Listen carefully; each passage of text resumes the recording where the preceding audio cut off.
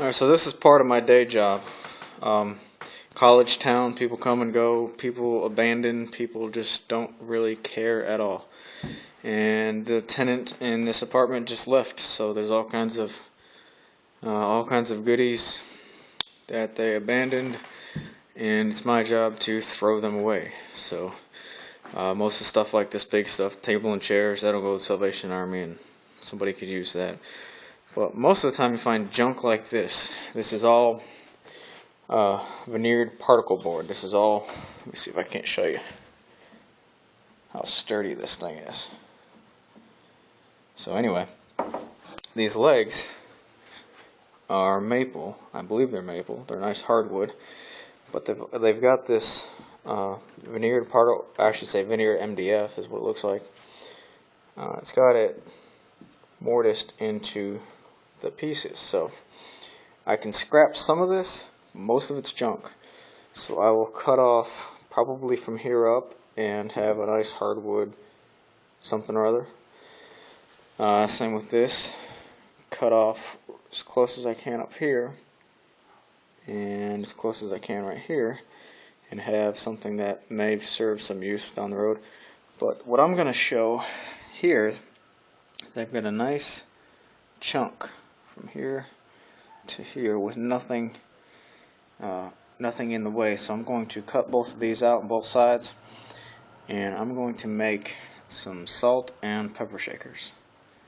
So that's a nice solid chunk to work with, and I may throw in a lamination of a contrasting wood in different spots to signify salt and signify pepper, but I want to use this, and the rest of this is just destroyed.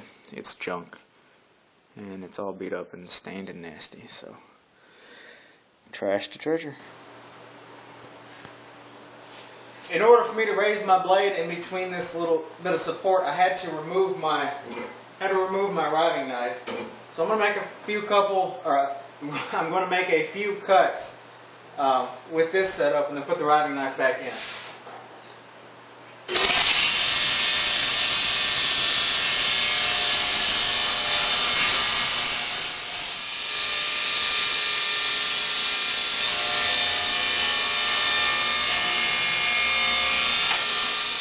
With the majority of this trash cut off, I'm going to use my miter gauge to cut off what I can and salvage.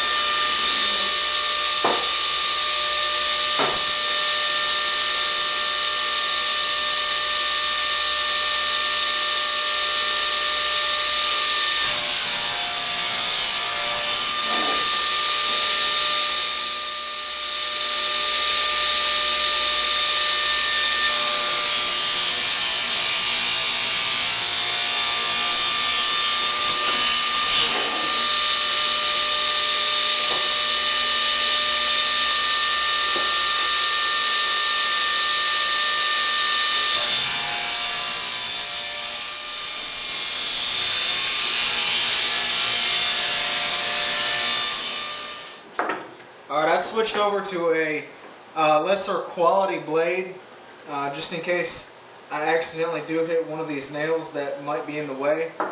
I've done some measuring, and I believe I've allowed myself enough leeway to miss it. But I'm just trying to slice off as much of this usable maple as I can. It's unfortunate they use some metal fasteners here, or else I would have cut off a lot more. But that being said, I should be able to salvage a big chunk of this maple, so let's see what happens.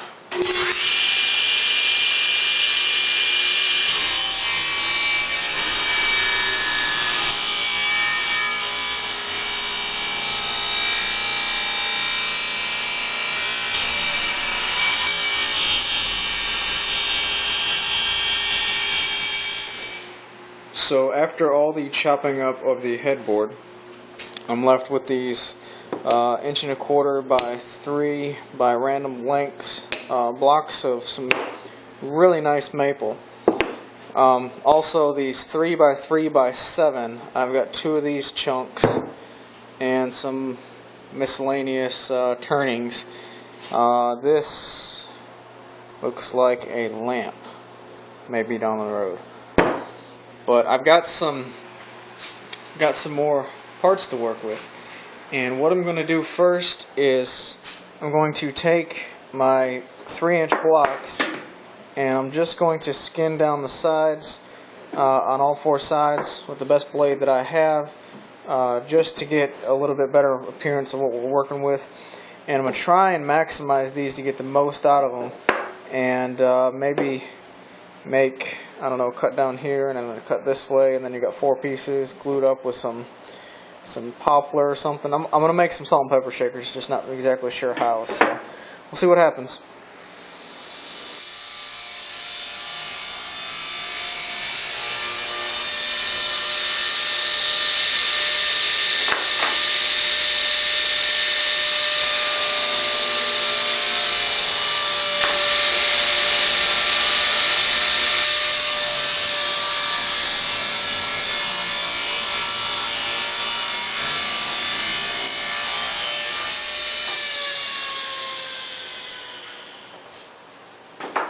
Alright, not only did I square up all this maple, the larger chunks, but I went ahead and took all the smaller pieces and surfaced them 3 sides.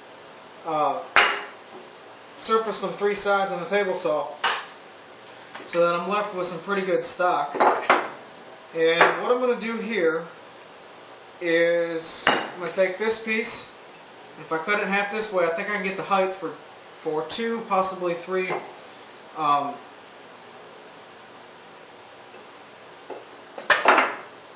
Alright, what I did is I surfaced all 4 sides of this maple on the larger chunks, and then I surfaced 3 sides on the smaller pieces.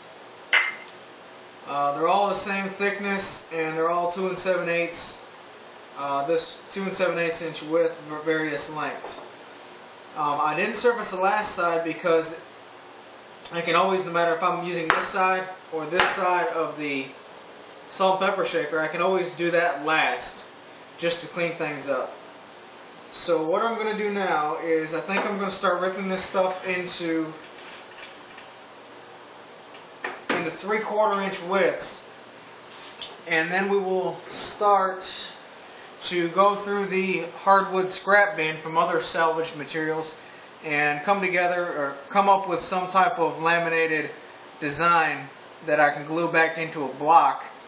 And then we'll use a Forstner bit to drill out the main cavity, drill out a little bit on bottom, drill a small hole in the bottom in the middle of that cavity for cork, so you can reload the salt and pepper shaker. And then on the top, where the main cavity is, we'll surface it with another piece of hardwood and drill some holes in the top for it to flow out of. That's the plan. So I'm going to get some of this stuff cut up into 3/4 inch widths, and we'll try and see how good this comes along.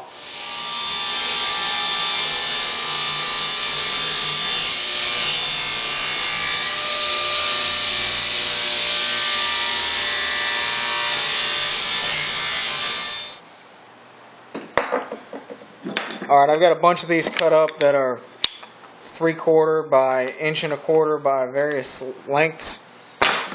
And what I'm going to do is I'm going to have, this is the side of the salt and pepper shaker. I'm going to space them out a little bit and put some contrasting color in here for lamination. You remember this green piece of poplar from one of my Trash to Treasure videos? That's going to be a good contrast for this maple. So I'll have a salt and pepper shaker on the outside looking something like that. Now what I'm going to have to do is laminate one side, laminate the other side, glue them together, so it's going to have like a, looking down on it, it'll be like a cross of lamination. Maybe the inside will be removed. But anyway, this will all start making sense once I start putting it all together. I need to know how thick I want my piece to be, so I have a 1 3/8 inch Forstner bit that I'm going to use to remove most of the material. and this is 3/4 inch wide, this is 3/4 inch wide, so that's 1.5 inches. And I want to be at 1 7/8, so I just need to rip this down to 3/8 of an inch to give me some spacing to go in between. That'll leave me with the material cut out plus 1/4 inch and 1/4 inch on either side. It's going to be plenty for what this is going to work, or for what this is doing. So I'm going to get all this cut up, glued together, and I'll show you what I've got. So I went ahead and ripped 4 of these strips of that poplar. They're about 1/2 inch this way, a little more than 1/4 this way, and whatever that is, that really doesn't matter. What I'm going to do with these is I'm going to laminate them in between 2 strips of maple. You notice they're not coming out all the way the same width as these other pieces, but that's okay.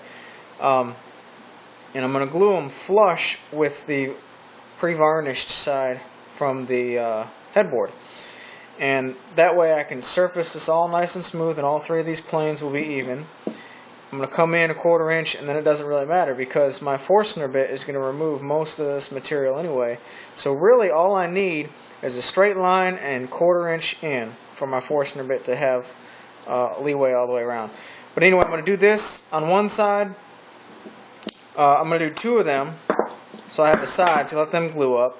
And then I'm going to trim this to the final length, and then I'm going to do the same thing this way. So when it's all said and done, I don't know if I'll be able to hold this. When it's all said and done, it will look something like this as far as the laminations go. Now the size, it's going to be a 1 7/8 inch square. But for, yeah, I'll just hold it like that. This is the lamination setup. It's going to be 1 7/8 inch square when it's all said and done. And I have length here to cut this one in half, and I have a salt and then a pepper. And the top piece, I'm going to use, I don't know, maybe a piece of maple for the salt and walnut for the pepper. I don't know, something like that. But this is the route I'm going with my laminations.